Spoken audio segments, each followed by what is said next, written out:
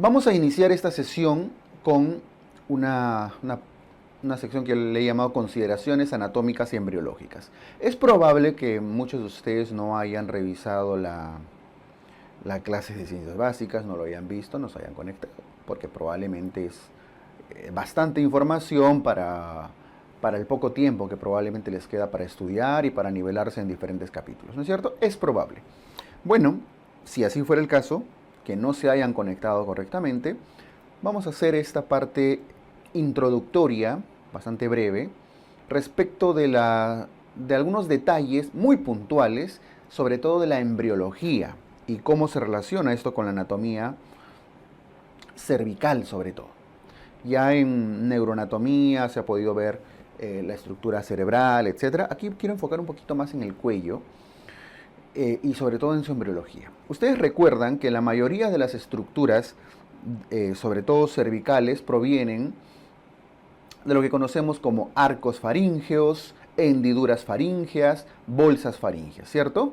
Esa es una visión que ya han visto en sus clases de ciencias básicas. Es una visión interna de los arcos faríngeos. Cada una de estas estructuras que estamos viendo acá, medio redonditas, que dentro tienen tres redonditos, se denominan como los arcos faríngeos, que aquí están representados solo cuatro. 1, 2, 3, 4. Cuatro arcos faríngeos. Las hendiduras, su propio nombre lo dice, estas zonas hundidas en la parte externa corresponden a las hendiduras faríngeas. Los hundimientos, ¿no? Si queremos darle un término más fácil. Y este hundimiento, entre comillas, que aparece por la parte interna se denomina como bolsa faríngea. Entonces, no confundan los términos. Acá lo voy a poner. Hendidura con arco faríngeo con bolsa faríngea. Bien, no los confundan, por favor. Ahora, nos interesa sobre todo los arcos, ¿cierto? Existe un primer arco, abajo está en el cuadrito, un segundo arco, un tercer arco, un cuarto arco. Cada uno de los arcos hemos visto que dan diferentes derivados, en principio músculo-esqueléticos, nerviosos y derivados arteriales, que más que arteriales acá no es lo crucial, quiero enfocar sobre todo en los derivados musculares, que les va a ser mucho más útil. Para efectos del examen me refiero, ¿no? Entonces, no olviden que cada uno de los arcos da origen a una estructura cartilaginosa, a una estructura cartilaginosa que después se convierte, en algunos casos, en un hueso, no siempre. En el caso del primer arco faríngeo, el cartílago al que da origen, ¿cómo se denomina? ¿Recuerdan? El famoso cartílago de Meckel. No le llamen divertículo de Meckel, esa es otra cosa, ¿no es cierto? Que lo hemos visto como un remanente del conducto ónfalo-mesentérico. Es el mismo Meckel, sí, un especialista en embriología, en el desarrollo embriológico, pero este es el cartílago de Meckel. Y del cartílago de Meckel dan diferentes estructuras óseas, principalmente. Las futuras estructuras óseas que Meckel va a dar van a ser ¿cuáles? El hueso maxilar, la mandíbula y parte incluso del hueso temporal. O sea, si se dan cuenta, tiene que ver con toda esta región lateral que luego va a tener implicancia en ¿qué? En la masticación, ¿no es cierto? Además de los huesos, sobre todo la mandíbula, que prácticamente la da completa, deben recordar que da origen a ¿quién? Al martillo y al yunque, a los huesecillos de la región interna, la orejita, ¿no es cierto? Además, los derivados musculares, me voy a la derecha, los derivados musculares que se originan a partir del primer arco, corresponden a los músculos propios de la masticación, los masticadores. Entre ellos, solo para enumerar algunos, tenemos al músculo macetero, a los músculos pterigoideos, al músculo digástrico, ¿recuerdan al digástrico? El digástrico era este de acá, ¿no? Este de acá, vientre anterior del digástrico, y aunque no se nota mucho, está por detrás de ese, el vientre posterior del digástrico. Tiene una forma de V, vientre anterior y vientre posterior. ¿Cuál es el que da origen? Sobre todo el vientre anterior. Bueno, no creo que un examen llegue a ese nivel de especificidad, pero ténganlo en cuenta, el vientre anterior del digástrico y el miloioideo. El miloioideo que es este, ¿no? Que se une entre la mandíbula, milo, y el hioides, milo-hioideo. Bueno, pero en general, la región relacionada a la masticación, tanto desde el punto de vista óseo como muscular, está relacionado con el primer arco. Ahora, si ustedes recuerdan de anatomía, los masticadores están inervados por un grupo, por un paquete nervioso. ¿Cuál es? El trigémino. Específicamente, ¿qué rama del trigémino? El quinto 3, ¿no es cierto? Bien, el segundo arco faríngeo ya no está relacionado con el cartílago de Meckel ni con los masticadores, sino con el cartílago hioideo, que por supuesto va a dar origen después al hueso hioides. Pero no todo el hueso hioides, específicamente al asta menor del hioides. Asta menor del hioides. Es decir, la parte superior, voy a poner acá, la parte superior, los cuernitos que apuntan hacia arriba del hueso hioides, eso es de acá. Además a la apófisis estiloides. ¿Ok? Muy bien, eso desde el punto de vista óseo. Está relacionado entonces más con el hueso hioides. Y los músculos que se relacionan con este segundo arco corresponden a los músculos de la expresión facial. Los músculos de la expresión facial, entre ellos el risorio, bucinador, etc., están inervados ¿por qué nervio? Por el séptimo par craneal, ¿no es cierto? Por el nervio facial. Expresión facial voy a poner acá en general. Listo, entonces, si les preguntaran arcos faringios, lo más probable es que les pregunten algunos de estos dos, que son los más conocidos, los que están relacionados con más estructuras musculoesqueléticas en general, y sobre todo por esa gran diferencia que uno se relaciona con los masticadores, el primer arco, y el segundo arco con los de la expresión facial. Y ya viene luego el resto. Los del tercer arco faríngeo ya están relacionados con el asta mayor del hioides, los músculos acá, el estilo faríngeo, este de acá, a ver, este de acá, ¿no? El estilo faríngeo. Miren que aquí está de color rojito los masticadores, milohioideo, macetero, temporal. Los rojitos están relacionados con el primer arco, nervio trigémino, quinto 3, ahí están las tres ramas del trigémino y la tercera ramita es la que se va a ese primer arco. Luego vienen los amarillitos que son los de la expresión facial, incluyendo este que va desde la apófisis estiloides al hioides, el estilo hioideo, incluso por la imagen lo pueden sacar, corresponden al nervio facial. Luego viene este naranjita, el músculo estilofaríngeo, que va de la apófisis estiloides a la faringe, que está inervado por el noveno par craneal, recuerden, los del tercer arco por el noveno par craneal. Y luego ya viene el resto, ya el cuarto arco faríngeo, que está fusionado con los demás del quinto y sexto y demás, que dan origen al cartílago tiroides, al cartílago cricoides, incluyendo al aritenoides, etc. Y están relacionados sobre todo a ramas del nervios superiores. ¿Ok? Entonces, sobre todo acuérdense de los dos primeros, el primer y segundo arcos faringios, estructuras musculoesqueléticas, nerviosas y demás. Bueno, no olviden que de la primera hendidura, la mayoría de hendiduras se obliteran, se cierran, no llegan a formar un conducto en sí. La única que llega a formar un conducto es la primera hendidura, que es este hundimiento que se genera en la parte externa, ¿no es cierto? Entre el primer y segundo arco. Ya, esa es la primera hendidura. Y no olviden, lo voy a escribir acá, ¿ya? La primera hendidura da origen ¿a qué cosa? La primera hendidura da origen al conducto auditivo externo. ¿Ok? Conducto auditivo externo. Bien, y las bolsas ya son menos trascendentes para efectos de examen. Por supuesto que dan origen a algunas estructuras. La primera bolsita, voy a jalarlo acá, da origen a la trompa de Eustaquio. La tuba, ¿no? La trompa de Eustaquio, al oído medio. No olviden que al oído externo, el conducto auditivo externo, ¿a quién le da origen? La primera hendidura, por fuera. Pero la trompa de Eustaquio, el oído medio, está formado por la primera bolsa. La segunda bolsa da origen sobre todo a las amígdalas palatinas. Y la tercera, cuarta bolsa y demás ya dan origen a las glándulas paratiroideas. Si se dan cuenta, las bolsas dan origen a estructuras mucho más glandulares, ¿cierto? Entonces, primera bolsa, trompa de Eustaquio, la tuba, el oído medio. Segunda bolsa, las amígdalas palatinas. Tercera, cuarta bolsa, las glándulas paratiroideas. La inferior, la tercera, y la superior, la cuarta. No es un error, ¿ah? Primero la inferior y luego la superior. Lo que pasa es que en algún momento se cruzan. Ojo que de la tercera bolsa faríngea, y eso ya es un dato ya para terminar esto, se origina también el timo.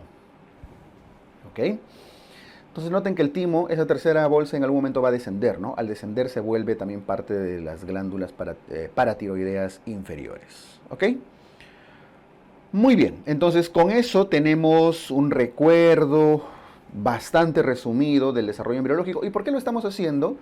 Porque la mayoría de patologías quirúrgicas del cuello, las masas cervicales, el quiste del conducto tiroglóso y demás, tiene un origen o una causa embriológica. A la derecha tienen un recuerdo de los diferentes músculos, como se ven en una sección, una visión lateral. Solo para recordar algunos, por la posición en la que están, este es el hueso ioides, ¿no es cierto? El hueso ioides, por acá se ve una zona que está como queriendo elevarse, ¿cierto? Que corresponde al borde superior del cartílago tiroides. Entonces acá está el cartílago tiroides, seguro más abajo está el cricoides. Y luego acá se encuentra la clavícula articulándose con el esternón, ¿verdad? Muy bien. Los músculos, ¿cuáles eran? El digástrico, vientre anterior del digástrico, vientre posterior del digástrico, el estiloioideo, que va de la apófisis estiloides, ¿sí? Al ioides, el miloioideo,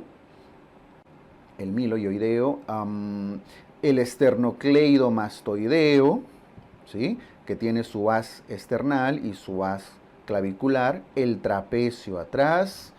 Este que está cruzando no es un solo músculo, son dos, en realidad dos vientres, el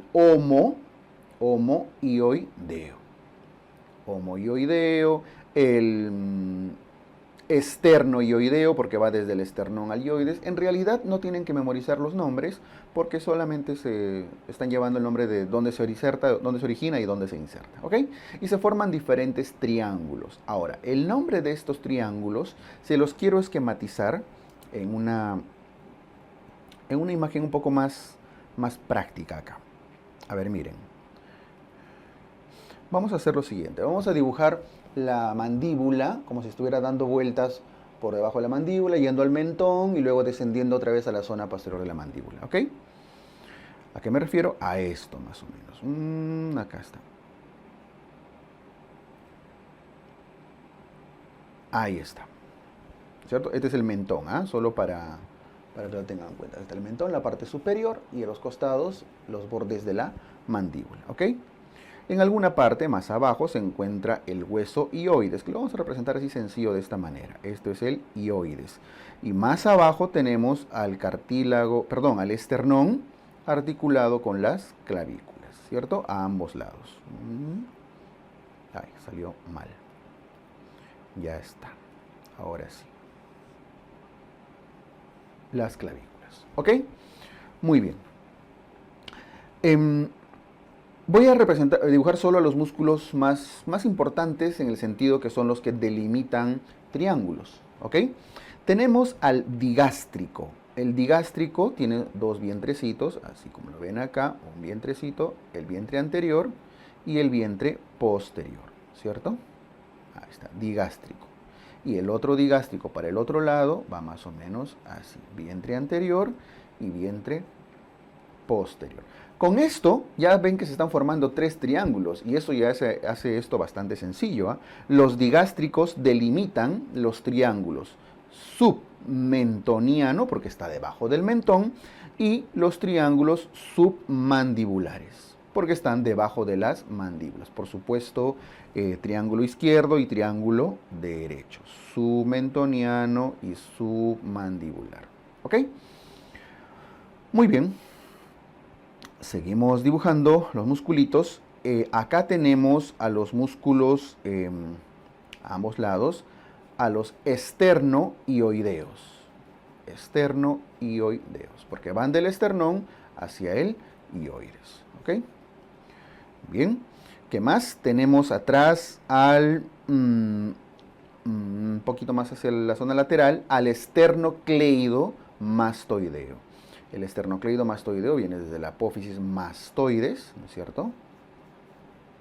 Y termina siendo dos vientres. El vientre, o dos haces, ¿no? El hace esternal y el haz clavicular. Y ahí ya está formando un triangulito, igual al otro lado.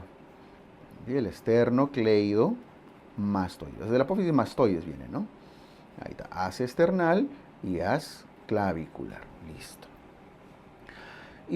Por detrás está pasando el músculo, el borde, porque es bastante grande, por supuesto, el borde del músculo trapecio.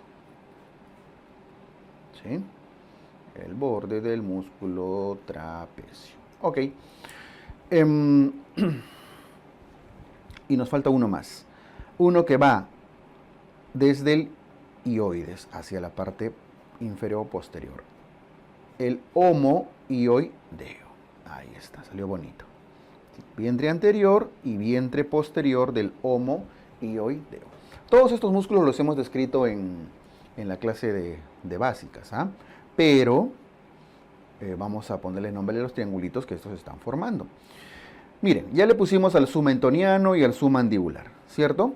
Esta zona posterior, donde estoy poniéndole el nombre, se conoce como triángulo occipital. Está fácil porque está hacia atrás prácticamente, ¿cierto? Triángulo occipital. Este que está, al que le estoy poniendo nombre, se denomina triángulo muscular, porque en su interior hay abundante cantidad de músculos, sobre todo los infraioideos. Estamos hablando de la cara interna, de la parte anterior, perdón, y zonas profundas. Este triangulito de acá se denomina el triángulo supraclavicular. Evidentemente el otro lado también, porque está encima de la clavícula, supraclavicular. Y estos triángulos chiquitos, que están delimitados por los bordes, por los haces del esternocleidomastoideo, ambos se denominan los triángulos de Cedilot. ¿Ok? Que son reparos anatómicos importantes para ciertos accesos vasculares, ciertas cirugías. Pero hay un triángulo acá que sí les pueden preguntar. Este lo voy a dibujar, lo voy a apuntar de negrito. Ahí está. Este triangulito se le conoce como el triángulo carotídeo. ¿Por qué? Porque ustedes deben recordar que a esta altura la arteria carótida se divide en su rama carótida interna y carótida externa, el tronco carotídeo, ¿cierto? No olviden que a esa altura también se encuentra el borde más o menos del cartílago tiroides. Entonces, a esa altura más o menos está la bifurcación, ¿ok? En cirugía, muchas veces se tiene que disecar, identificar claramente ese triángulo carotídeo para accesos quirúrgicos, vasculares, que impliquen abordar la bifurcación carotídea. No olviden que a esa altura, a la altura de la bifurcación, la arteria carotídea tiene abundantes vasoreceptores, ¿no es cierto? Que de alguna manera también terminan regulando la presión y demás. Bien. Ya, ¿qué más? Esta es una forma de clasificar los triángulos. Ahora, otra forma de darle nomenclatura a los triángulos es de la forma más simple, la identificación de un triángulo anterior y un triángulo posterior. Esta es la línea media, ¿cierto? Ya, esta es la línea media. Acá, todos los triángulos que están por delante del esternocleidomastoideo corresponden a la región anterior o simplemente triángulo anterior. Y toda esta zona que está posterior al esternocleidomastoideo, incluyendo Cedilot, del supraclavicular y demás, se denomina triángulo posterior. Entonces, en algunos casos simplemente le llaman anterior o posterior, pero básicamente para hablar de regiones. No confundan con las zonas. Ojo, las zonas no. Las zonas, zona 1, zona 2, zona 3, ya la vamos a ver cuando hablemos un poco de trauma, para ver las diferentes estructuras que se pueden dañar en diferentes zonas del cuellito. ¿Ok? Listo. ¿Qué más? Evidentemente, las masas del cuello van a depender un poco de la distribución según estos músculos, pero se los pongo un poco fácil. En general existen masas de la línea media y masas laterales. Las masas laterales, por supuesto, que aparecen a los costados, mientras las masas de la línea media aparecen en la línea media, como estamos mostrando acá. Ahora, la masa de la línea media más frecuente de todas se suele ubicar acá. ¿Ok? ¿Cómo se llama? A veces por encimita, a veces por debajo, a veces por delante. El quiste del conducto tirogloso. Es la masa de la línea media más frecuente. Y en las zonas laterales suelen estar los quistes derivados de los arcos faringios, del desarrollo embriológico que justo hemos comentado hace unos minutos. Están los quistes y fístulas del primer arco faringio, del segundo arco faringio, del tercer arco faringio e incluso a veces del cuarto arco faringio. Si se dan cuenta, las masas que se originan en los arcos faringios que están en las zonas laterales, al otro lado también, siguen una disposición bastante práctica, bastante fácil. Todos están en el borde anterior del músculo esternocleidomastoideo. Y se los pongo más fácil todavía, derivados del primer arco, derivados del segundo arco, del tercer arco, del cuarto arco faringios. Entonces, vean, esto es línea media, pues, ¿no? Quiste del conducto tirogloso. Las principales masas, al menos las más conocidas o preguntadas, siguen esta predisposición. Línea media alrededor del hioides, quiste del conducto tirogloso. Borde anterior del músculo esternocleidomastoideo en orden descendente, las masas derivadas de los diferentes arcos faringios. ¿Está bien? Por eso este esquema que les he hecho a mí me parece que les enfoca muchas cosas. Tanto la parte anatómica, la nomenclatura de los triángulos, recuerdo de los diferentes músculos, ubicación de las masas y demás.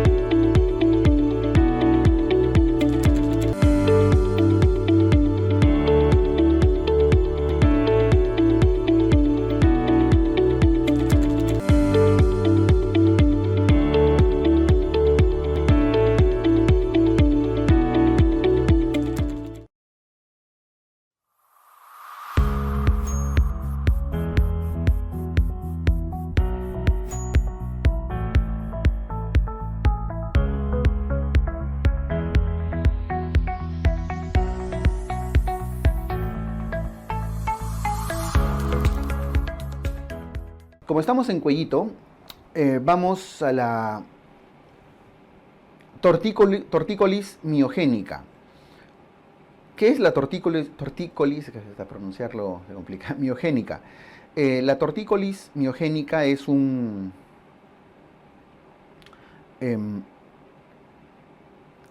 es una complicación más que una patología, no es una malformación, por supuesto, en la cual el músculo esternocleidomastoideo, sobre todo en los bebés, se hace hipertónico. Ahí está.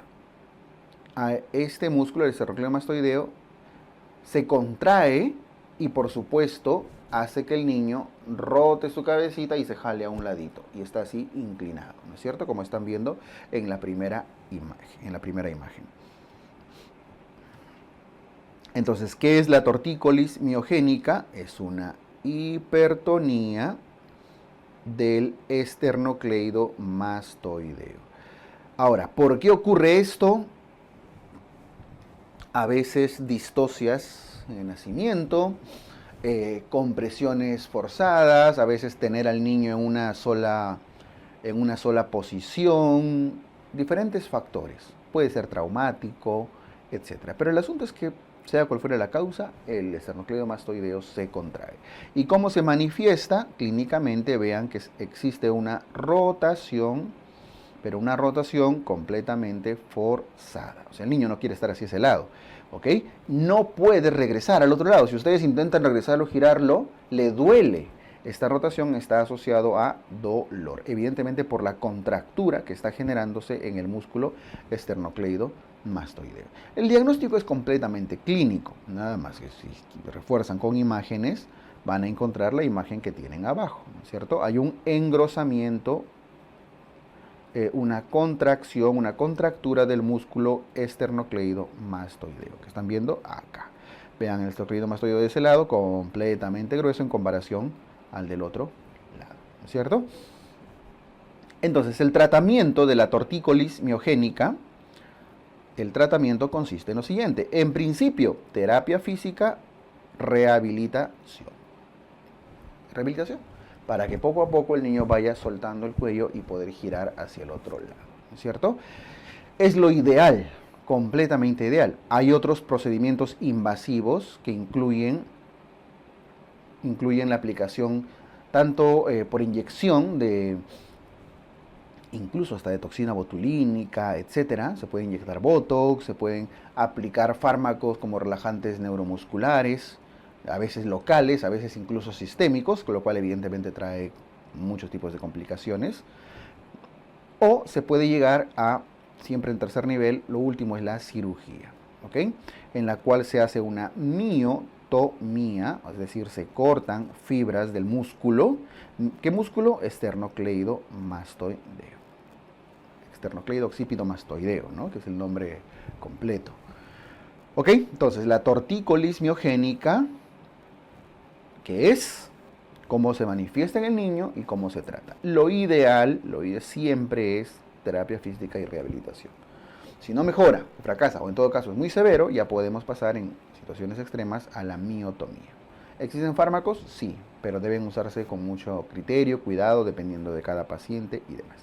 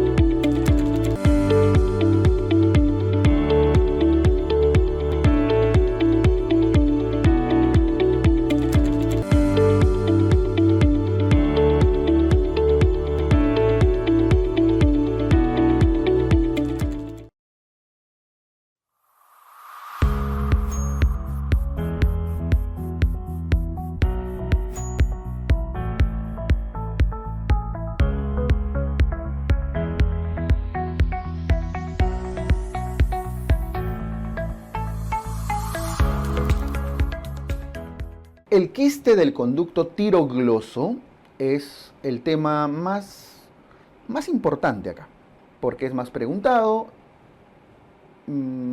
y porque es la masa más frecuente de la línea media. Su propio nombre lo dice, es una dilatación quística del conducto tirogloso. Y para esto deben recordar un poco que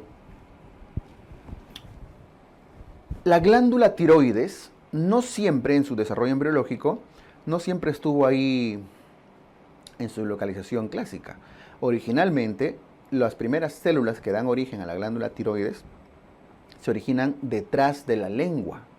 Entonces, noten este conducto verde, la glándula tiroides hace un recorrido, un descenso, desde la parte posterior de la lengüita, pasando por delante del hioides, por delante del cartílago tiroides y ubicándose en su localización final, ¿no es cierto? Ese conducto debería desaparecer. El problema es como en los cuentos, ¿no? No sé quién era, que me olvidé, ¿en qué cuento es que van dejando maicito, ¿no? Una huella, ¿cierto? En el camino. Ah, se me fue. Es como que están dejando maicito, ¿sí? Es como la estela que queda. La glándula tiroides va dejando a veces en el camino tejido tiroideo. Este tejido tiroideo en el futuro se puede ser un conducto o incluso puede enquistarse. ¿Ok? Y ahí viene, de ahí viene el nombre. Entonces, los quistes del conducto tirogloso corresponden a las masas más frecuentes de la línea media. Masa más frecuente de la línea media. ¿Ok? Su localización suele ser principalmente hioidea, a la altura del hueso hioides. Usualmente delante, a veces un poco por encima, a veces un poco por debajo, pero está más relacionado al hueso hioides. ¿Está bien? Y se puede presentar de diferentes formas. Su manifestación puede ser desde una simple masa, como ven acá, una masita que a veces lo pueden palpar. Es una masa blanda. Pero esta masa tiene una característica. Esta masa se moviliza con la lengua. Le piden a la persona, saque la lengua por favor, mueve la lengua y recuerdan que su origen era detrás de la lengua. Hay una conexión con el conducto. Entonces, al protruir la lengua, al sacar la lengüita hacia afuera, el quiste asciende, se mueve. Entonces, al deglutir también lo van a ver movilizarse. Si fuera otra masa, un lipoma, un hemangioma, qué sé yo, no se movilizaría con la lengua. Entonces, para sospechar de un quiste de conducto tirogloso, primero, tiene que estar en la línea media y segundo, debe movilizarse con la deglución. ¿Ok? Entonces, la clínica suele ser una masa que se moviliza con la deglución. No solo deglución, sino en general al protruir la lengua y demás. ¿Ya? Ahora, esta masa puede ser tan simple como que está en la foto, como que podría infectarse. Como todo quiste, ya venimos mencionando bastante esto, puede abscedarse, puede fistulizarse. Entonces a veces aparece así infectadito. Muchas veces no se ve ninguna masa por fuera, sobre todo cuando son quistes que están un poco hacia la parte superior. Imagínense acá, que todavía no ha descendido, no se encuentra tan delante del hioides, sino se encuentra más arribita, donde estoy mostrando con el puntero, ¿sí? Un poco superiores, puede verse una imagen así. Lo voy a agrandar, como la tercera que está ahí, ¿no? Debajo del contigo. Y esa es una imagen que tienen que saber reconocerla, porque si se dan cuenta está a la altura de la úvula, en la línea media. Y muchas veces han pasado desapercibidos casos como este, sobre todo en el serums, ¿no? Donde vamos a veces, también he ido. Llega un niño, usualmente tienen entre más de 10 años, ahorita les pongo el rango, es entre los 10 y 25 años. Y le dicen, a ver, abre la boca, ponen su bajalenguas, ¿no? Su linterna, a veces se ponen su casco con su foco de minero y le están mirando ahí la zona de la faringe y ven una imagen así. Ah, señora, su hijo está mal de las amígdalas. Ah, ya, sí, mire, todavía les envera. Mira, ahí está la amígdala. Ah, ok. Le vamos a dar antibióticos, AINES y bien, no debería volver. ¿No? Con eso debe pasarlo. Si no, no le doy nada. No, las amígdalas usualmente se dilatan en las zonas laterales, ¿no es cierto? Esto está en la zona media. Y si encima al movilizar la lengua, esto también se mueve, tienen que derivarlo con un diagnóstico presuntivo de quiste de conducto tirogloso. ¿Ok? Esto no es una amígdala reactiva. Entonces, es una masa que se moviliza con la deglución. Si es que se absceda, a veces incluso puede botar lo que llaman ustedes flema, ¿no? Contenido a veces purulento. Masa con movilización, a veces no duele, se moviliza con la deglución y usualmente afecta a personas entre los 10 y 25 años. Es el grupo etario más importante. ¿Que lo puede encontrar en la adultez? Sí, pero en la adultez temprana, ¿no? En la juventud sobre todo. ¿Ya?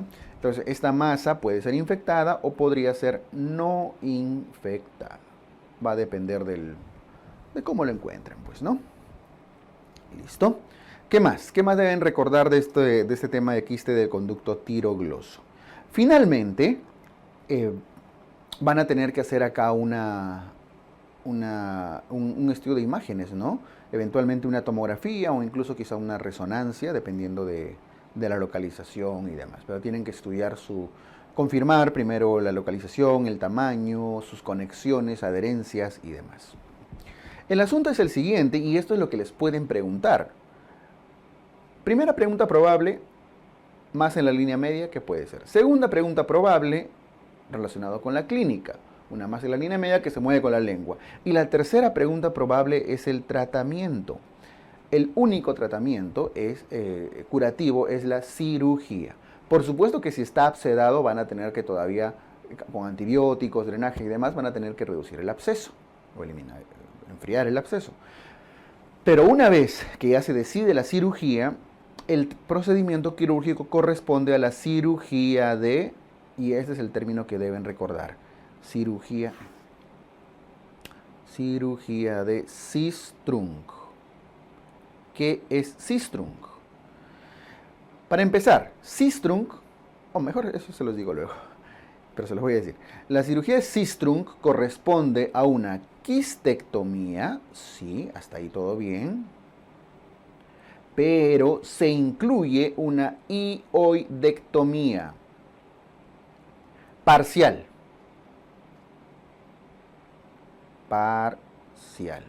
Es decir, este es el hueso hioides, ¿cierto? Ahí está viendo la primera imagen con su quiste. Se corta, se secciona la parte central del hioides. No todo el hioides, recuerden que hay músculos que están insertados ahí a los costados. La parte central del hioides es un pequeño corte y se retira junto con el quiste. La idea de hacer esto, y eso es lo que les iba a decir hace unos segundos, la idea de hacer esto es evitar la recidiva o reducir la recidiva al máximo. ¿Por qué? Porque al quitar el hioides van a poder asegurarse, o al menos parcialmente, van a asegurarse que el quiste se retira de forma completa. Y segundo, les va a permitir disecar incluso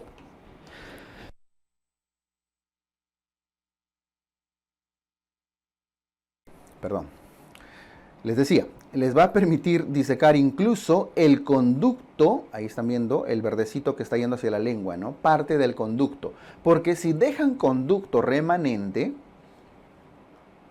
se va a volver a enquistar. Porque no olviden que tiene tejido tiroideo. ¿Está bien? Entonces, se hace quistectomía con hioidectomía parcial con el objetivo de ¿qué? De reducir la recurrencia. Igual puede recurrir, pero con menos probabilidad a que se haga solamente quistectomía. Disminuir recurrencia. Esa es una de las probables preguntas que les puede venir siempre en conducto tirogloso si es que viniera, ¿no? El tipo de cirugía. ¿Para qué? Ya saben, para disminuir la recurrencia. Listo.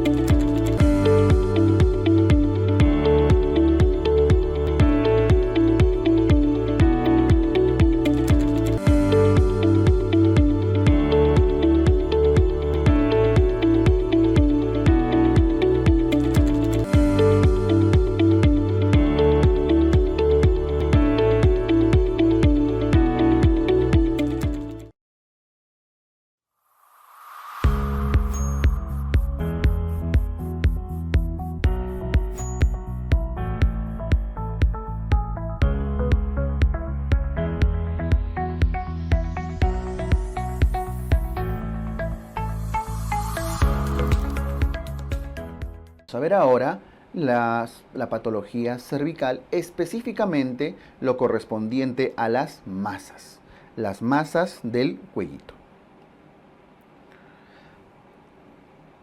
En principio, deben recordar que, aunque les he dibujado y está bastante especificado, hice una imagen bastante clara de estas masas, de estos quistes, con sus respectivas fístulas, no son estas las masas más frecuentes del cuello. ¿Cuál es la masa más frecuente en la región cervical, sobre todo en niños? Las linfadenitis reactivas. Ojo, no confundir, igual lo vamos a conversar en un momento y solo quiero mostrarles la diferencia. No confundir linfadenitis. Puede ir o no el término reactiva, el término reactiva es solamente para reforzar que se trata como una reacción muchas veces viral, ¿no? O sea, son ganglios. No es lo mismo que los linfangiomas. Los angiomas, estamos hablando de dilataciones de vasos linfáticos. Esto es inflamación ganglionar propio de una reacción inflamatoria. Estoy redundando, ¿no? Y esto es dilatación de vasos linfáticos. No es lo mismo y de lejos las linfadenitis reactivas, que en pediatría lo suelen comentar, ¿no? Como parte de las infecciones virales, simplemente una reacción viral, inflamatoria. Es más frecuente. Luego vamos a comentar un poquito de esto. Pero fuera de la linfadenitis reactiva, que es como, evidentemente es una dilatación bastante benigna, muchas veces temporal, ¿no es cierto?, autolimitada, etc. Luego de eso ya vienen las masas que se originan por obstrucciones, por malformaciones, etc., por remanentes embriológicos. Están los quistes y fístulas de los diferentes arcos faringios. Pueden ser del primer arco, del segundo arco o del tercer arco. ¿Recuerdan embriológicamente a qué daba origen el primer arco? A todo lo relacionado con la masticación y con la zona mandibular. Por eso se les llama a los del primer arco quistes mandibulares. Es lo primero que quiero que tengan claro. Eso significa que su ubicación, para empezar, que está relacionada con remanentes embriológicos del primer arco, suele ser retromandibular, suele estar por detrás de la mandíbula, detrás del arco, del asta superior de la mandíbula, ¿no es cierto? Pueden llamarle retroauriculares, dependiendo de la ubicación exacta. Pero noten el detalle, siempre están por delante del esternocleido mastoideo, por el borde anterior. Hace un momento les hice esta imagen, ¿no es cierto? Bueno, en este caso del otro lado, ya ese número 1. Por detrás de la mandíbula. Eventualmente estos quistes pueden fistulizar y las fístulas, miren, suelen ir hacia la parte anterior de la orejita. Es decir, yo no sé si ustedes alguna vez han visto esta imagen de estos bebitos recién nacidos, donde nacen a veces con un huequito delante, ¿no? De la orejita. Ay, mira, un huequito, que esto incluso entra a veces un estilete, qué sé yo. A veces nacen pelitos incluso ahí. Mira, hace bonito ese juego con el huequito de su orejita, ¿no? Este es el huequito del arete, ¿ah? Eso no es otra fístula. Incluso está medio hinchadito, lo ven, ¿no? Ese por dentro puede estar dilatado. Ya, esa es la salida probablemente de una fístula. De una fístula que se ha originado en un quiste remanente del primer arco. Ok. Se les llama, bueno, también se llama mandibulares. Y cuando fistulizan, la voy a poner acá, al fistulizar, al hacer fístula, ¿a dónde suelen ir? A las zonas preauriculares. ¿Ok? Dos cosas. En la foto no es lo único que están viendo, ese huequito. Algunos curiosos ya se deben haber dado cuenta que hay otra cosita ahí atrás, que deben haberlo visto muy frecuente. Bueno, quizá en sus sobrinitos, en un pacientito, no lo sé. Como una masita que parece un pólipo, ¿no? Pero no es un pólipo. Como un honguito, a veces chiquitito, a veces grande. ¿Cierto? ¿Cómo le llaman? apéndice preauricular y también es un remanente del primer arco. Miren que este bebé nació con los dos, con su fístula, con el huequito, la salida de la fístula y un apéndice preauricular. Este apéndice preauricular muchas veces seguro ustedes con un hilo lo han amarrado, ¿no? Lo han estrangulado para que se le caiga. A veces funciona, a veces no. ¿Por qué? Porque no es solamente un pellejito de piel que esté colgando. Suele tener un corazón, una raíz cartilaginosa. ¿Recuerdan cuál era el cartílago del primer arco faríngeo? ¿Que daba origen al primer arco faríngeo? El cartílago de Meckel. El cartílago de Meckel puede protruir dejando una imagen muy similar a esta. Entonces, estos apéndices preauriculares suelen tener un interior cartilaginoso. ¿Ok? Entonces, preauriculares.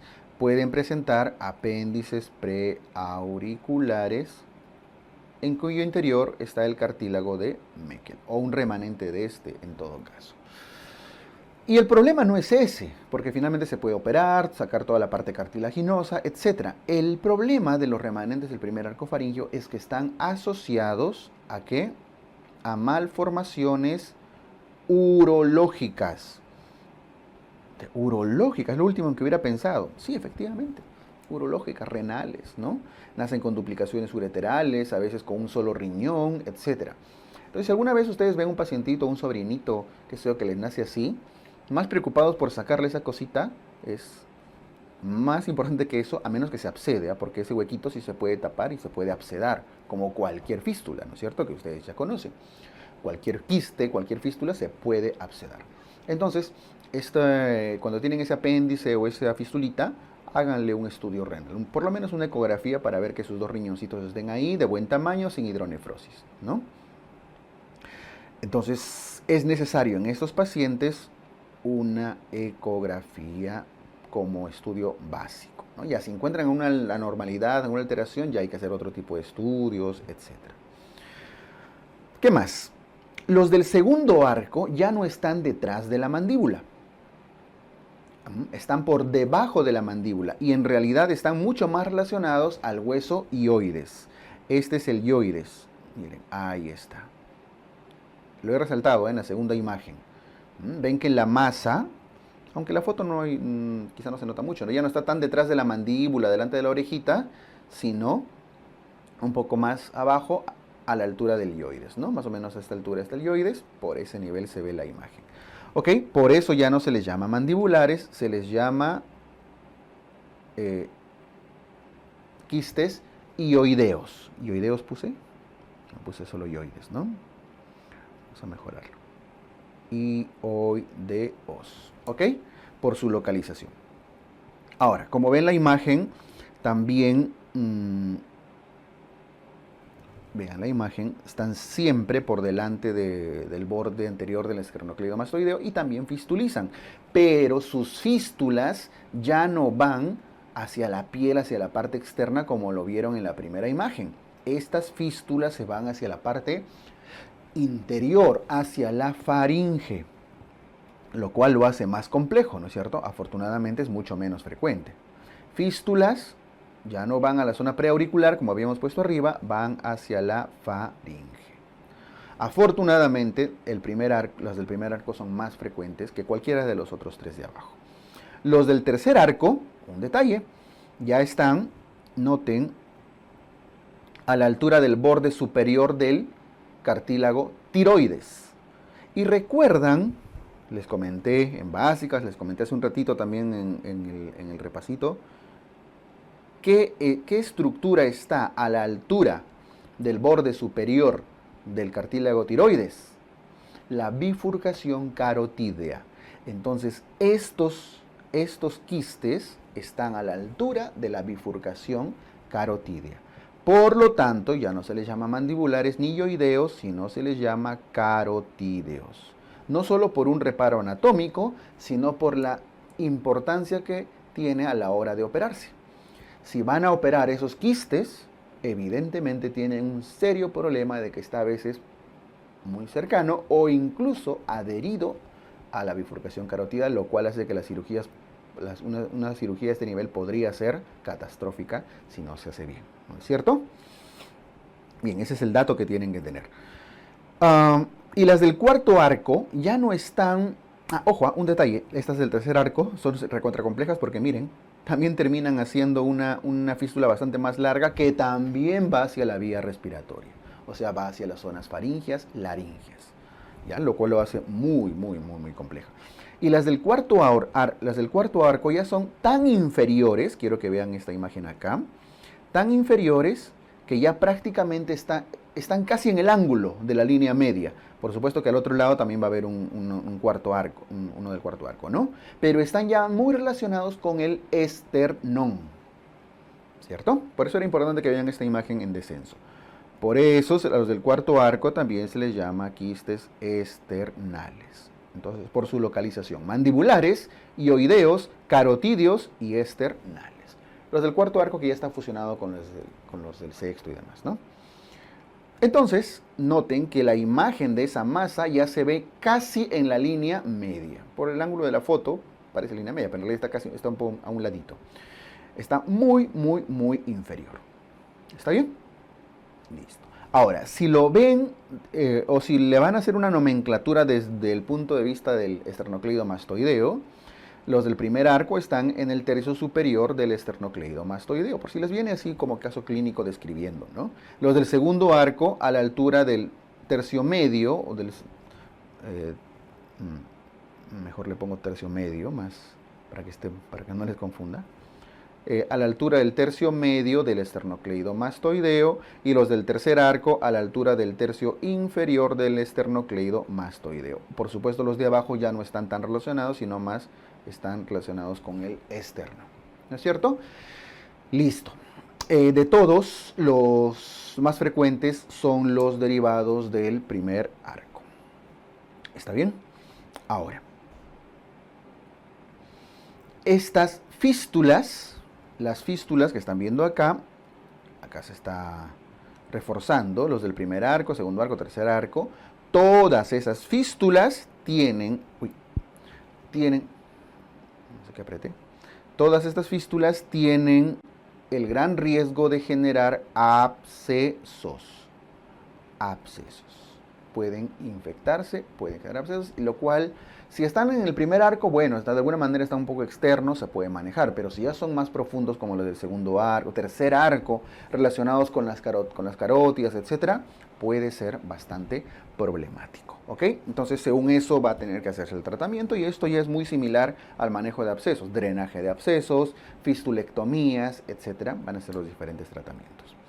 Ya, ahora, los higromas quísticos, en realidad no debe estar separado. Falta la imagen acá.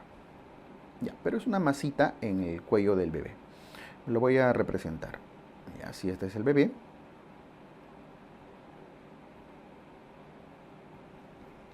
Okay, y digo bebé porque suelen manifestarse en la edad, en la lactancia o incluso en pacientes recién nacidos. ¿Okay? Estas masas suelen aparecer en las zonas laterales también del cuellito y se manifiestan así, como masas muy grandes y a veces lobuladas. En realidad, higroma quístico y linfangioma viene a ser lo mismo, como sinónimo. Lo que tienen que diferenciar en todo caso de qué es de la linfadenitis. Estos higromas quísticos, linfangiomas, ya son dilataciones de vasos linfáticos. Ya no son inflamaciones. Ahora, que se pueden infectar, se pueden abscedar, sí es cierto, pero originalmente solo una dilatación. Está relacionado a la trisomía 18, a la trisomía 21, está relacionado al síndrome de Noonan. ¿Ok? 18, 21, Noonan. Y lo que sucede es que estos son muy frecuentes, los vasos que se suelen dilatar en la zona cervical, también en la zona inguinal y en la zona retroperitoneal. Esto tiene que ver mucho con la anatomía de los vasos linfáticos. ¿Ok? El tratamiento es bastante complejo y va a depender mucho de del tamaño, de la edad, del tamaño, de la localización. Por supuesto que una cirugía a este nivel, por todas las estructuras que pueden estar comprometidas, a veces puede ser muy complicada. Entonces, no vamos a entrar en el detalle de la técnica quirúrgica y demás, pero los tratamientos pueden ser, a veces, si son muy leves, una simple observación a la espera que pudieran remitir. ¿Ok? Observación. Eventualmente se realiza esclerosis, inyectando sustancias esclerosantes tipo OK-47, si mal no recuerdo se llama, o pueden ir a tratamientos quirúrgicos en los cuales hay que resecar. Lo que quiero que recuerden y reconozcan acá es que estos higromas quísticos y linfangiomas, ¿qué son? No son más frecuentes que los derivados de los arcos faríngeos, no son más frecuentes que la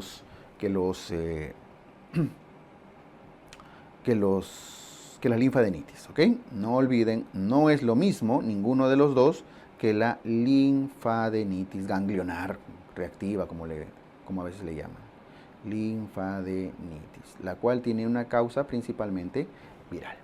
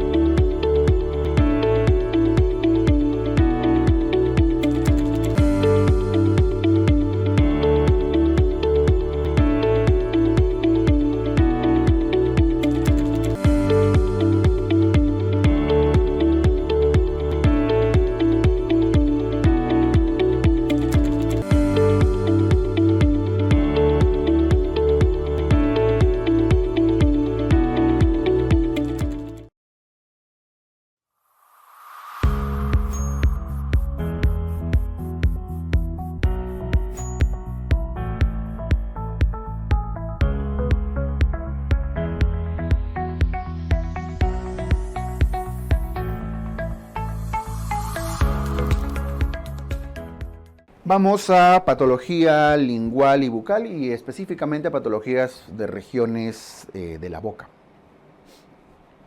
¿Está bien? De la lengua y de la boquita. La anquiloglosia es una patología en la cual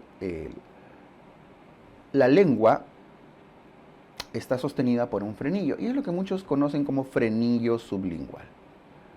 Ahora, lo que pasa es que todos tenemos un frenillo, sino que en algunos casos ese frenillo está muy corto o muy fibrosado, ¿verdad? Pero es aceptado el término frenillo sublingual. Es como las hemorroides, ¿no? Todos tenemos vasos hemorroidales, todos tienen hemorroides. Pero cuando ya se dilata, la dilatación hemorroidal, ya está aceptado como patología hemorroides y punto. Igual acá, el frenillo sublingual. Ese frenillo es una telita que está debajo de la lengua. Acá lo ven bien, en esta imagen de la derecha, que no corresponde a una patología. Aquí en la imagen de la derecha el problema es el quiste, la ránula, que ahora lo vamos a ver. Pero el frenillo es ese, no es un frenillo, como ven, largo, delgado, que está ubicado muy debajo de la lengua, casi al fondo, pero cuando la parte distal de ese frenillo, la telita, se inserta casi al borde de la lengua, no permite que la lengüita protruya.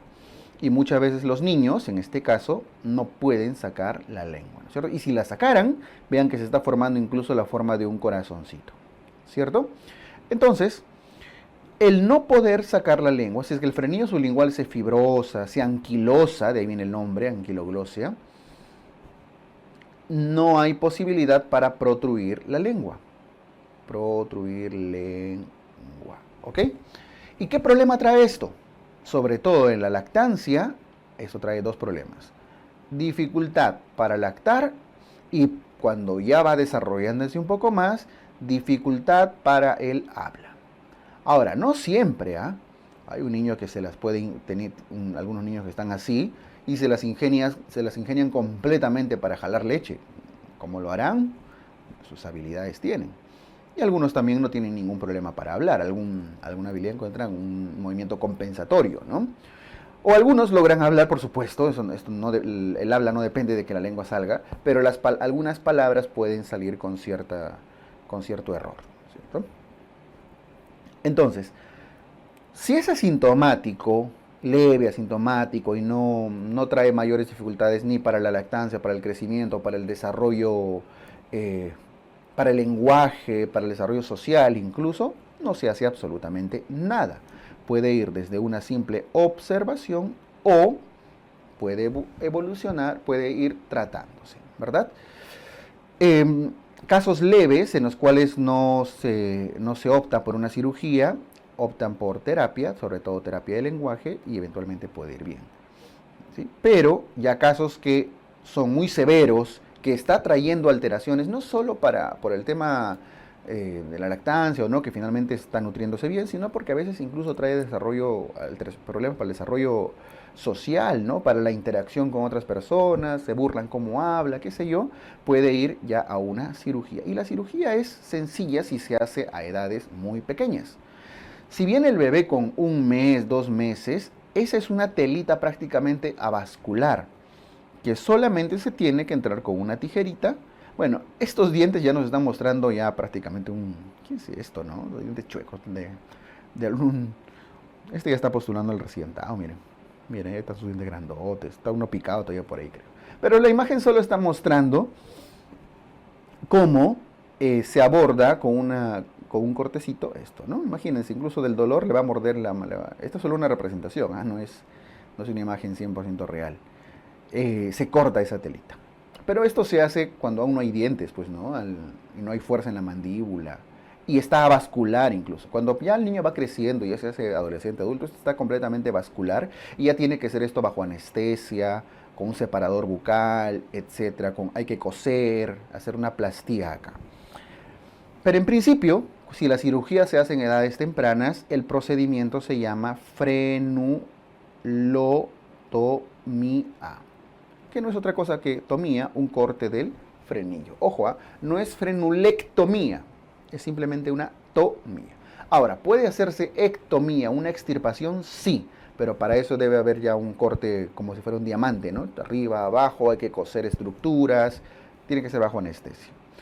Puede ir desde una frenulotomía hacia una plastía. Se recomienda siempre en edades tempranas hacer una frenulotomía, ¿ok? Siempre y cuando sea necesario porque está trayendo alteraciones. Ojo, no se opera por operar, no se corta por cortar, por más inocuo que sea. Y les cuento que hay algunos que cuando llevan a sus hijos al consultorio a veces, chiquitos, dicen, doctor, vengo porque tiene frenillo, el pediatra me lo ha diagnosticado. Ah, ya, ok, ya se lo vamos a cortar. ¿Quiere cortar? Sí, sí, lo cortamos. Ya firme acá, pum, pum, se corta. El procedimiento dura 5 segundos, ¿no? Bueno, una vez abierta la boca. Con esos Mickey Mouse, esas pincitas que vienen, ahí se separa, se corta. Sale una gotita de sangre a veces. El niño llora, de llantito, pero le ponen al pecho de la mamá y a los segundos empieza a lactar y se olvidó. Por ahí se le da sus gotitas de Panadol, a veces antes del procedimiento incluso, y ya está. Y hay papás que vienen y dicen, doctor, ya que me la ha cortado acá, por favor de pasadita me lo puede cortar ahí arribita. Detrás del labio superior a veces hay una telita, ¿no? Que también sostiene y hace que a veces su sonrisa les muestre todas las encías de arriba, ¿no? No, para que sonría más bonito, córtala acá también. Eso no se hace, ¿no? Salvo que sea que sea una indicación por temas funcionales, pero no se opera por operar. Siempre tengan en cuenta que la terapia de lenguaje es una primera opción que se debe intentar en los pacientes.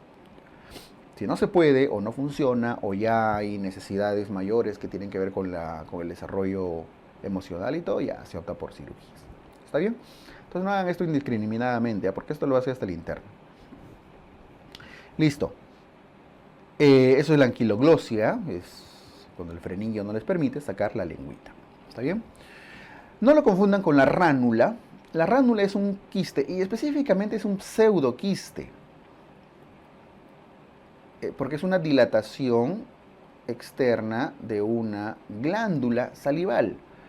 ¿Por qué? Porque se dilatan los conductos relacionados a a la glándula salival submandibular.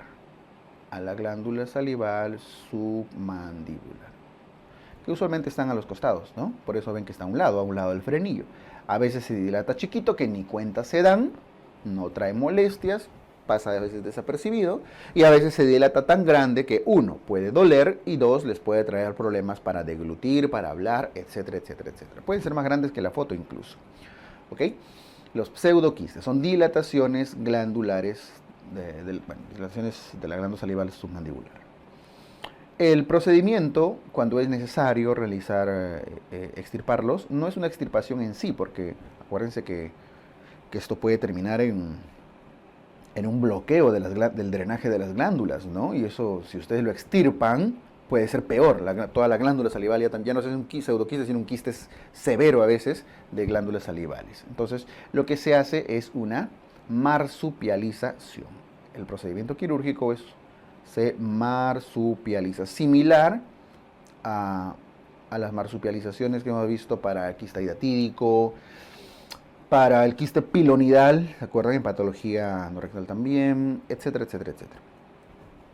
Se marsupializa. Y no confundan ránula con mucocele. Mucocele son protrusiones, su propio nombre lo dice, ¿no? Cele, una protrusión de mucosa. Solo la mucosa de glándulas salivales menores, no corresponde a las glándulas salivales principales. Entonces acá le voy a poner, es una dilatación de glándulas salivales menores. Pueden ser espontáneas cuando alguna glándula se obstruye por algún motivo, a veces espontáneas, o más frecuente pueden ser por causas traumáticas. ¿Traumáticas cómo? Cuando se han mordido, están masticando, se muerden, ¿no? A veces no solo bajo la lengua, sino incluso en los costados, ¿no? Están ahí mascando su pollito a la brasa y se muerden a un ladito. Y ya, eso puede generar ese rato dolor, pero después termina haciéndose una bolita. La mayoría de veces regresiona solo, a veces desaparece solo, pero cuando ya no desaparece o va creciendo, al contrario, poco a poco, ya hay que extirparlos, pues, ¿no? Entonces el tratamiento justamente va desde un lado espontáneo, o cierre espontáneo, reducción espontánea, desaparece solito, o incluso aquí sí se tendría que hacer una quistectomía. Son glándulas menores, así que sí pueden extirparlas. ¿Ya? A veces aparecen en los labios, ¿no? A veces por mordidas, etc. Quienes se ponen piercing, sobre todo en la lengüita, a veces puede aparecerles algo por ahí. Bien.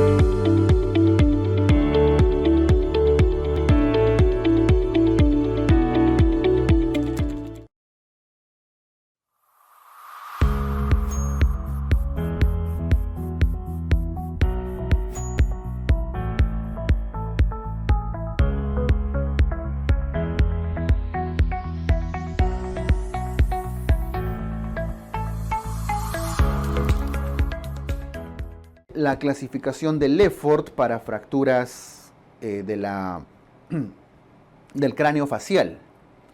Esta es una clasificación, es al menos una de las más importantes que tienen que recordar, que si les pueden preguntar, corresponde al Lefort 1, Lefort 2 y Lefort 3. No olviden que el Lefort 1, las imágenes están bien fáciles, ¿eh? Es la fractura que ocurre acá, por encima de la línea dentaria. El nombre correcto es por encima de la arcada dentaria. ¿ok? Por encima de la arcada dentaria, ¿ok? Por lo tanto, el hueso maxilar, la parte superior de la casetera, ¿no?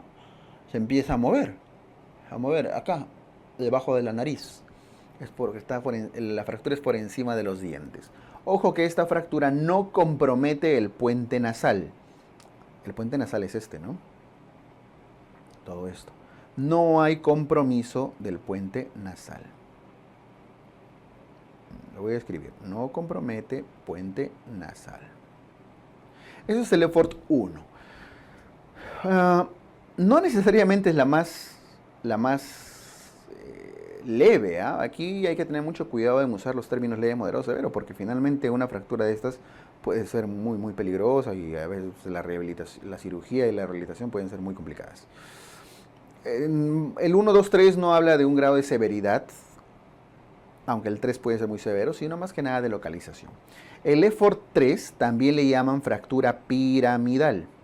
¿Por qué? Por la forma que tiene, ¿no? Parece un cerrito, una montañita, una pirámide. Vean.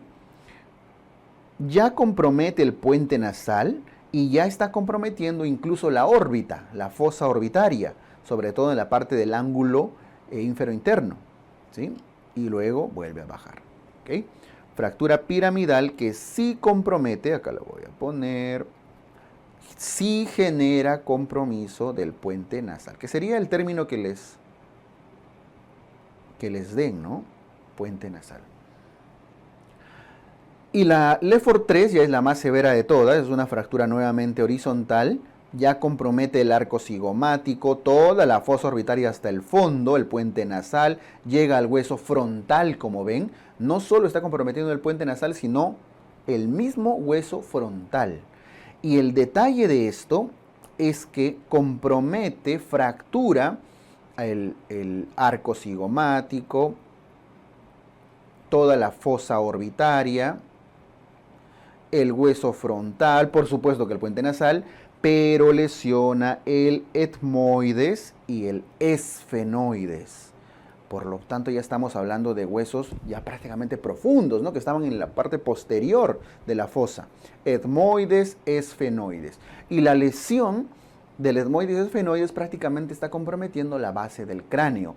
Por lo tanto, el Lefort 3 puede generar fuga de líquido cefalorraquídeo, lo cual es altamente severo y ya se comprometió la bóveda, la bóveda craneana probablemente. Aquí en el Lefort 3, como prácticamente la cara se está desprendiendo del resto del cráneo, también se le llama fractura que genera una disociación, así se le describe, una disociación cráneo-facial. O sea, desprende la cara del resto del cráneo. Lo cual no sucede, al menos no completamente, ni en el Lefort 2 ni en el Lefort 1. Aquí no se habla de cuál es más frecuente, cuál es más leve, no. Aquí la pregunta siempre va a ir describiendo los huesos que se han lesionado, la forma de la fractura y qué clasificación se les va a dar. Por supuesto que la que compromete por su grado de compromiso de mayor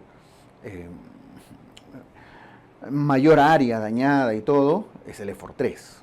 ¿No? Y va a implicar incluso participación no solo de una cirugía de cabeza-cuello, sino incluso de neurocirugía para sellar la salida del líquido cefalorraquídeo y demás.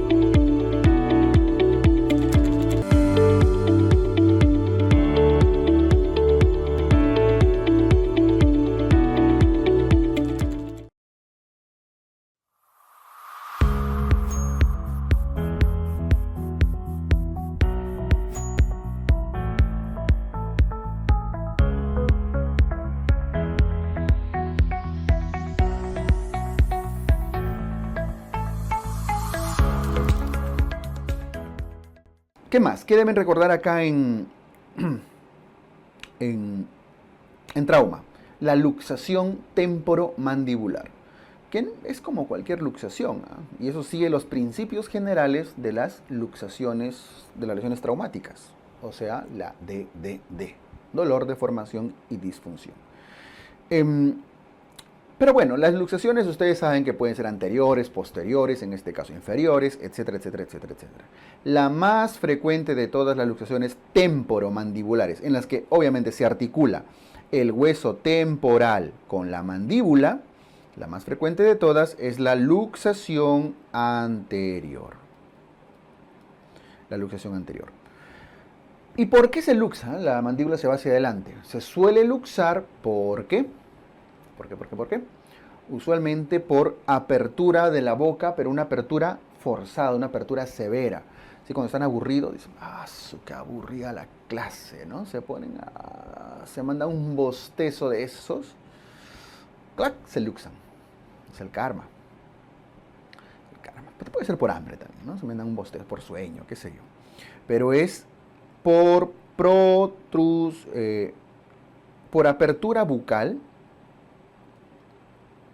forzada, severa, pero un detalle, cuando no es porque la abrieron y la abrieron, cuando uno abre la boca, no olviden que los músculos infrayoideos están actuando, jalando la mandíbula hacia abajo, y si su aburrimiento, su sueño es tan alto, llega un momento en que ya no son suficientes, empiezan a actuar algunos músculos ya accesorios, sobre todo el pterigoideo, los músculos pterigoideos y sobre todo el pterigoideo lateral, porque el pterigoideo lateral, el músculo pterigoideo lateral, genera ¿qué cosa?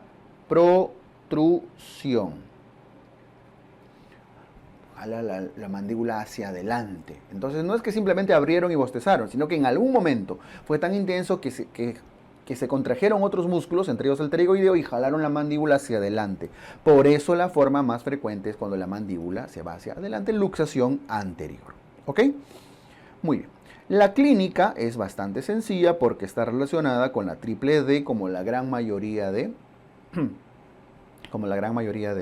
luxaciones. ¿Ok? Para empezar, dolor, duele, pues. Duele. Luego, la deformación. ¿Se acuerdan que en luxación de hombro y demás cosas hablamos del hachazo, ¿no? Hachazo deltoideo, hachazo tricipital, diferentes, ¿no? Hachazos. ¿Qué sucede acá? Esto es lo normal, la imagen de acá a la izquierda. Ahí está el cóndilo de la mandíbula, articulado con el hueso temporal, con su fosa. Hacia adelante, en condiciones normales, la apófisis coronoides. Esto se parece bastante al cúbito, ¿ah? Cóndilo atrás, apófisis coronoides adelante. Pero si se luxara, como ven, el cóndilo está zafándose hacia adelante. Y miren quién lo jala, el pterigoideo lateral, clac, lo jaló hacia adelante. Se siente la punta de la apófisis coronoides por acá por delante, casi por debajo de los pómulos, por debajo del arco cigomático, te van a palpar. No deberían palpar nada, pero palpan una punta, ¿no? Esa puntita corresponde a la apófisis coronoides. Entonces, acá en deformación vamos a poner, se palpación de la apófisis coronoides. ¿Está bien? ¿Listo? Y por supuesto la disfunción en la cual la persona no va a poder abrir la boca, ¿no? No va a poder comunicarse. Hasta... Me duele. Bien. El más frecuente es su forma bilateral. Y el tratamiento sigue la misma secuencia de los tratamientos generales que hemos visto en las luxaciones, que es reducir, inmovilizar temporalmente. No van a inmovilizarlo 4 semanas, ¿no? Sin que coma, tampoco. Pero al menos en ese momento que hay una tensión en el músculo hay que evitar la apertura de boca, ¿sí? Por lo menos algunas horas. Reducir, inmovilizar y rehabilitar. ¿Ok? Probablemente algunos se saltan la rehabilitación, debería hacerse para fortalecer los ligamentos y demás, para que no vuelva a luxarse, sino recidiva. Pero bueno, en general sigue esta secuencia. La maniobra usualmente más común es la maniobra de Nélaton. ¿Ok? Que le llaman a veces Dupois si es que es bilateral, pero bueno, el concepto es el mismo, que es meter la manito, ¿no es cierto?, abajo sobre los dientes. Idealmente debería hacerse en sala de operaciones, ¿no? Pero a veces en sala te piden que el riesgo quirúrgico, que esto, que la kriptonita en lágrima y todo para poder pasarlo a sala, y a veces no hay sala, que el gine cometió la cesárea, que esto, y a veces no hay sala. Entonces muchas veces terminan haciéndolo donde, en tópico, lo cual es un poco peligroso, ¿no? Porque el paciente, una vez que tracciona la mandíbula hacia abajo, automáticamente el macetero va a jalar a la mandíbula y lo va a ubicar en su posición correcta. Y la primera reacción, al ser el macetero el que se contrae, es que el paciente muerda, les puede partir el dedo con una mordida. Entonces hay técnicas en las cuales se envuelven el dedo, se ponen bajalenguas arriba y abajo, como un escudo, ¿no? Pero bueno, en general la idea es traccionar. Se mantiene una tracción constante entre varios segundos y hasta que en algún momento el macetero solito lo jala. Ya cuando el paciente empieza a poder abrir y cerrar la boca normal y a emitir algunas palabras es porque la reducción fue exitosa.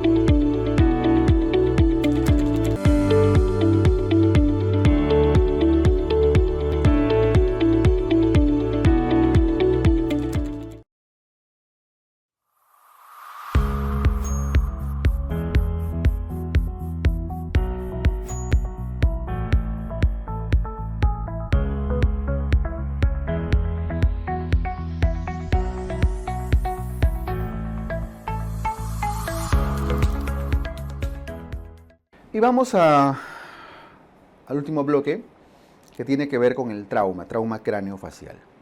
Vamos en tópicos selectos de cirugía de cabeza-cuello.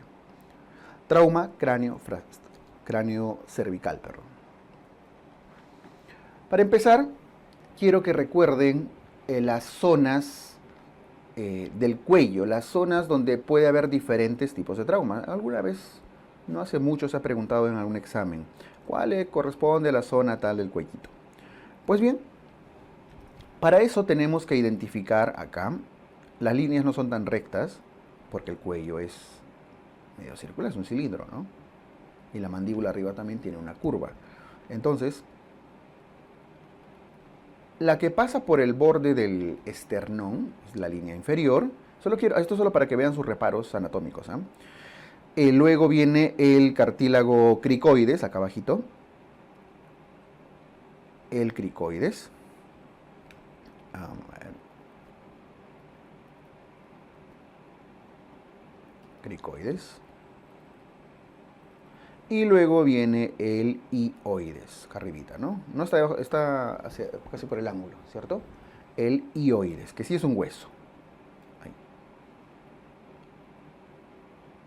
Ahí está, los tres niveles. Entonces, si alguna vez les preguntan por las zonas del cuello, no lo confundan con los triángulos, tengan en cuenta al esternón, ese es el cartílago cricoides, y el hioides. ¿Está bien? Listo. Y fácil, porque a partir de ahí, simplemente le ponen nombrecito, ¿cierto? La zona 1, bueno, numerito. La zona 2 y la zona 3. ¿Ok? Zona 1, zona 2 y zona 3. Es de abajo hacia arriba, ¿eh? No vayan a meter la pata. En la zona 1, ¿qué estructura es la estrella, la que está presente acá? La tráquea. Por supuesto también con su esófago, ¿no? Acompañándolo. Pero la tráquea es la estructura que puede lesionarse en la zona 1. Tráquea y el esófago también vamos a poner. La parte inicial al menos. En la zona 2 ya vemos que es una zona más cartilaginosa. La zona 2 incluye el cartílago tiroides y vamos a incluir también al cricoides, es decir, los cartílagos. Y no solo los cartílagos, ¿recuerdan qué estructura se bifurcaba acá? Las carótidas. Entonces en la zona 2 también encontramos la carótida. La zona 3 ya es la que está por encima del hioides y por ya debajo de la mandíbula, así que aquí vamos a encontrar sobre todo la base de la lengua, la zona de la faringe posterior, vamos a encontrar glándulas salivales y la lengua, ¿no es cierto? Sobre todo la base de la lengua, etc. Muy bien, entonces cuando les ponen, o si les pusieran alguna vez, porque la pregunta suelen ser sencillas acá, ¿qué estructura, o le entra un cuchillo en la zona 1, qué estructura se puede haber lesionado? Clave A, ojos, nariz, oreja o tráquea. Bueno, saben que es la tráquea, ¿no? Una herida de bala, una lesión por bala lesionó la zona 2. ¿Qué estructura puede haberse lesionado? La uña, el recto, ¿no? La rodilla o el cartílago tiroides. Ya saben qué marcar. Igual a 3, arriba.